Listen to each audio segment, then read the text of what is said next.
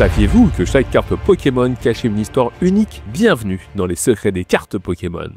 Et si un simple sourire cachait le début d'un incendie? Voici deux cartes de l'extension 151. Sur la première carte, on découvre un Salamèche curieux qui se balade au milieu des hautes herbes. Il est souriant, tout semble calme. Mais si on regarde bien, des flammes commencent déjà à se répandre au sol tout autour de lui. C'est peut-être mignon, mais c'est aussi un peu dangereux. Et la carte suivante nous montre la suite directe de cette scène. Reptincelle est au milieu d'un véritable brasier. Les arbres brûlent, les flammes dansent. Et le Pokémon ne semble pas s'en préoccuper, mais pas du tout. On comprend alors que l'incendie de la forêt a bien commencé là où on l'a vu, quelques minutes plus tôt. Ça, c'est encore le jeu Pokémon qui nous raconte une histoire sans avoir besoin d'un seul mot. Sauf que là, l'histoire elle est pas très joyeuse.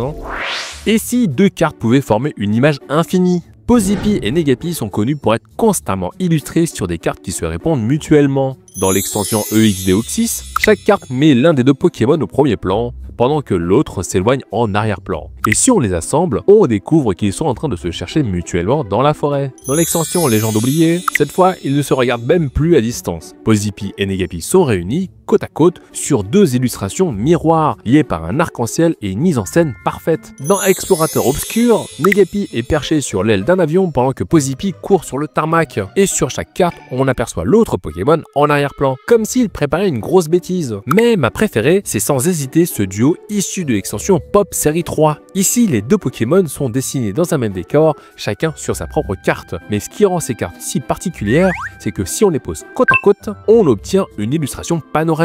Et encore mieux, cette image se boucle parfaitement. Car oui, on voit Pozipi tenir l'oreille de Negapi, et Negapi qui tient l'oreille de Pozipi, mais Pozipi tient l'oreille de Negapi, et Negapi tient l'oreille de Pozipi, et ainsi de suite. Ce ne sont pas les cartes les plus puissantes ni les plus rares, mais dans un classeur, comme ça, répété, de page en page, ça peut être tellement satisfaisant à regarder. Faut juste trouver 15 Pozipi et 15 Negapi.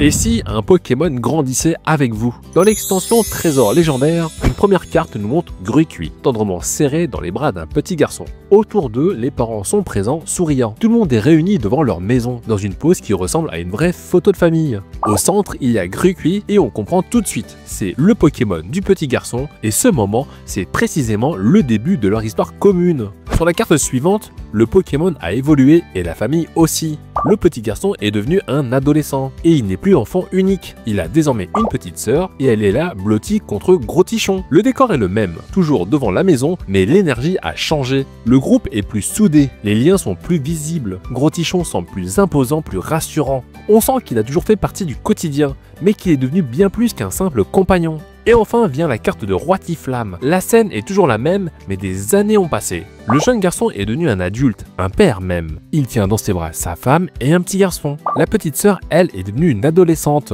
toujours proche de Roitiflamme, toujours là. Et les parents, maintenant devenus grands-parents, posent toujours fièrement le sourire tranquille. Au centre, comme un pilier, il y a Roitiflamme, majestueux, calme, ancré. Il a traversé des générations avec eux, il a tout vu, il a tout vécu. Et aujourd'hui, il tient encore sa place au cœur de la famille. 3 cartes, 3 époques, une seule maison. Et un Pokémon, lui aussi membre de la famille à part entière. C'est ça les cartes Pokémon, c'est ce genre d'histoire qu'on aime. Merci d'avoir regardé cet épisode, n'oubliez pas de liker et rendez-vous dans le prochain épisode pour parler encore plus des secrets sur les cartes Pokémon.